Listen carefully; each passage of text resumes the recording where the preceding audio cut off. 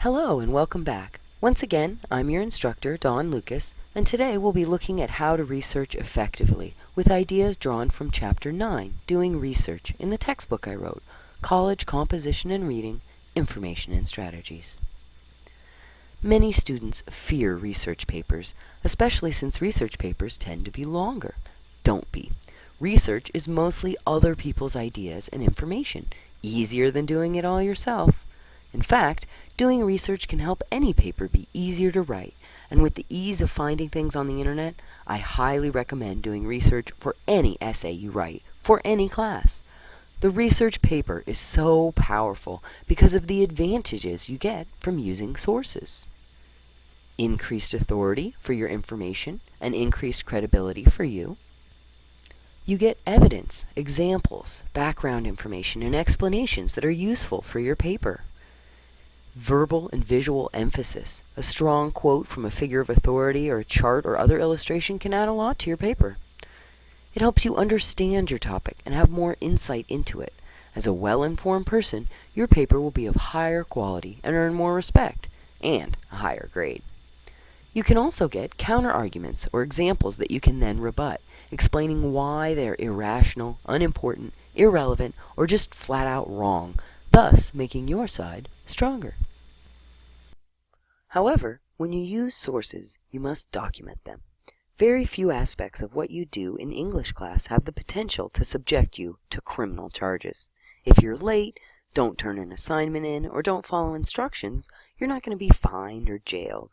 However, plagiarism is covered by federal copyright law, and violation by passing others' ideas or information off as your own is punishable by fines or even jail time.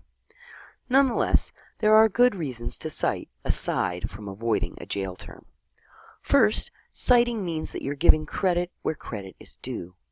Secondly, it's a means whereby the reader can find the source to check the accuracy or learn more. Documenting also gives you more credibility. People have more respect for information when they know where it came from, that it's not you making numbers up, but, for example, the Census Bureau reporting. One final note about research papers in college and beyond before we discuss how to go about doing the actual research itself. It is not good enough to merely amass a bunch of research and then hand it to the teacher. That would be a research report, not a research essay. It would also leave it up to the teacher or the reader to figure out how it all connects and what the implications are. Therefore, it's essential that you analyze the information, show how and why it's relevant. Also, keep in mind that anything you find in your research is information, and thus is merely the I part of a PI paragraph, not the whole thing. PIR is a method I adapted from one I discovered when I was teaching website design. And in fact, it's good for anything. Buying a car, asking someone out on a date, whatever it may be. First, you make a plan. What kind of car do you want? How much do you have? Where do you want to look? Or who do you want to ask on a date? Where? How will you do it? What will you say? Then you implement the plan, going out and buying the car or asking for the date. Then you review, thinking about what you'll do next time that you forgot this time, or that worked well, and what to avoid, like resolving not to eat garlic before asking next time, or looking to make sure that your fly is zipped. Now, let's look at how the PIR method can be used for doing a research paper.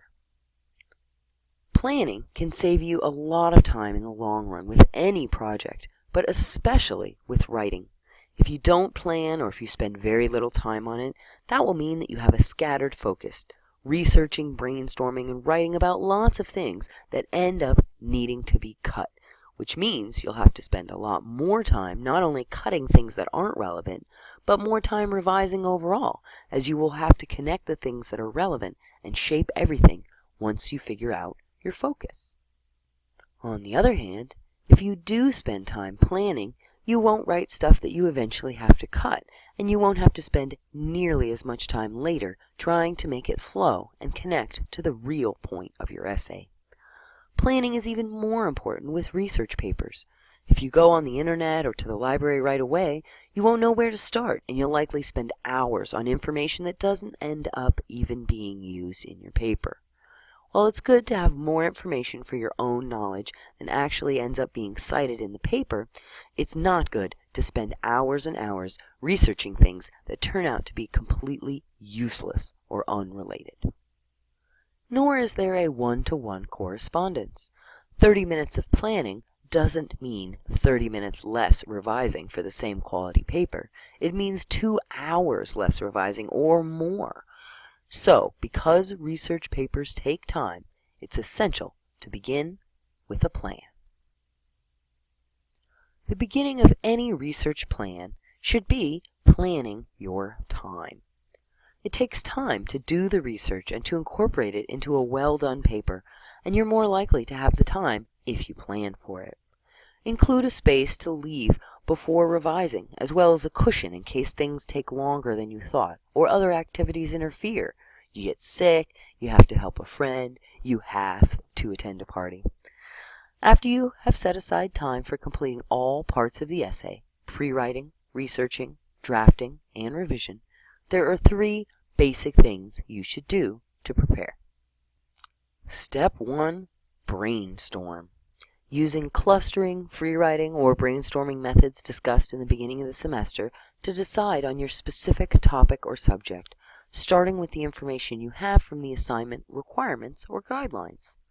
Take time to think of a topic that you're interested in. It'll make writing easier and better.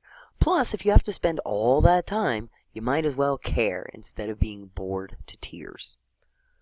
Narrow the subject. For example, cell phones to cell phone safety to cell phone safety while driving. However, how narrow you want it depends on how much you have to say. For instance, if you chose cell phone safety, you might talk in different areas of your paper about health risks such as cancer, in another part about use in cars, and in a last part about how they keep people safe because you're only a phone call away from help at any time, like if your car breaks down in a bad neighborhood in the middle of the night. On the other hand, if you chose cell phone safety while driving, you could argue more thoroughly about just that specific subject, giving more reasons, examples, etc. for your point of view. When you're done, you should have a narrow subject and a tentative thesis, though you'll likely refine it as you learn more by doing the research. Step 2. Research keywords and phrases and guiding questions. Nowadays, whether you start your research online or in a library, the first thing you're confronted with is an empty box with a blinking cursor. Even in a library, you no longer use a card catalog, you use a search engine, which means that you need search terms. If you're doing a paper on drugs and you type drugs into the search box, you will get literally millions of pages, and you don't want to have to spend the time wading through all of them to find the best and most relevant ones. Therefore, it makes sense to take the time to think up ahead of time, what words or phrases can I put into the box that will get me targeted, relevant, useful information? Keywords can be different things your subject can be called, synonyms, different aspects of the subject, categories it fits into, subcategories within it, etc. You'll probably be able to add to and narrow your keywords when you start searching. Look for other words that are commonly popping up in the most relevant resources. We'll be discussing more about performing successful searches when we talk about online research specifically in the next video. One thing that's different about research these days versus decades ago is that now, instead of the main problem being finding relevant information, the main problem stems from being buried in information. Therefore, the other important thing you should do at this point is to come up with research questions to guide your search. What do you want to know? It's helpful to come up with an open-ended question to guide what you're looking for. For example, if you're writing a paper about how we should have universal health care, you don't want your question to be, should we? The answer is yes or no, and you're done. But have an entire paper's worth of pages that you still need to fill. Instead, asking how or why can be good ways to guide your research. If you ask, what are the benefits of a universal health care system? And what are the problems with the current system? Discovering answers will mean getting all of the information you need, and having the question written down will help narrow and focus your research so that you don't waste any time. Also, if you're already familiar with the subject, you might do an outline at this point, so then your research can be focused on finding specific support for each point that you want to discuss. Step 3. A list of possible sources. Another way to help your actual process of doing research be more effective and efficient is to think about what possible sources are out there that would be helpful. That doesn't mean people's names or specific book titles or web addresses, just a list of general types of sources and places to look. What government sites or organizations might have useful information?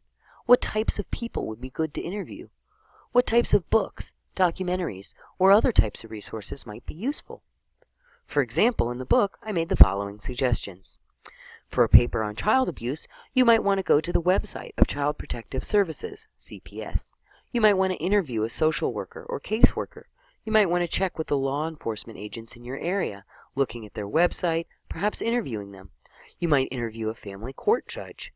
You might read a nonfiction book like A Child Called It by Dave Pelzer, which details the struggles of one survivor of harsh child abuse. You might interview a mother about how she would feel if her child were abused. You could look for psychology articles in professional journals about the causes and effects of abuse. You could interview a family therapist. You could check state and federal government websites to gather statistics relating to abused children. You might watch a documentary about child abuse. There are many more. These are simply a few examples of the types of things you could include in your list of resources if you just take some time to brainstorm on the topic. You can also add to your list as you get more ideas later in the process. Once you have finished planning, the next step is to implement. There are several places that you can go to do your research. We'll discuss the internet more next time, but for now there are 2 things to keep in mind. First, stay focused. It's so easy to get distracted online. Second, be careful about evaluating sources, many unreliable sites, and wrong information, both on purpose and from ignorance. Often, those who know the least about something have the most to say and are the most insistent that others listen. The library is another great source. The reference section has lots of great facts and can contain information or resources you might not have known about.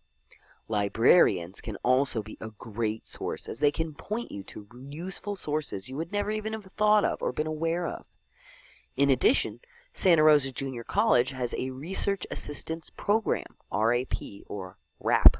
There's a librarian waiting to help you get going with your research projects.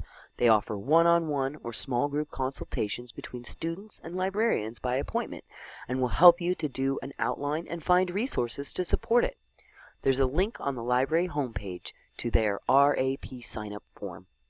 In addition, there are multiple ways you can contact SRJC librarians for assistance with research-related questions directly from their homepage and also from within their Smart Search service. Interviews can also be invaluable, giving you information there is literally no other possible way to get. A couple things to keep in mind. The person is doing you a favor. Be polite and respectful, schedule an appointment rather than dropping in, and be on time. Also, thank them afterwards. Bring a list of written questions to help keep you on track and to help you get relevant information, but be willing to listen and go on useful tangents. End by asking for more information. What else is important for people to know? Where would you suggest I go next?